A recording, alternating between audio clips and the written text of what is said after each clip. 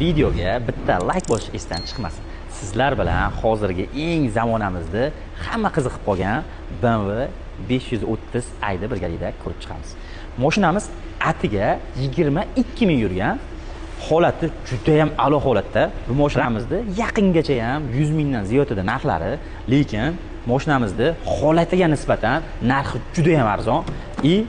Minish uchun tayyor holatda kamida $3000 yana qo'shimcha xarajat qilingan. Buni salonlari alohida tema. O'zi yoshlikdan BMWning saloniga juda ham qiziqaman. Juda ham akkuratli mashina, xudo xolasa, inshaalloh bitta like bosib qo'ying. Hammamizga shunaqa mashinalarda yurish nasib qilsin. Mashinamizni bahosini $68,900 ga berib yuborishga kelishdik. Narxi 80 ming, 85 ming bu mashinalarning narxi bemalol OLX avtoyo'llardan surishtirib ko'rasizlar, salonlardan surishtirib ko'rasizlar bemalol.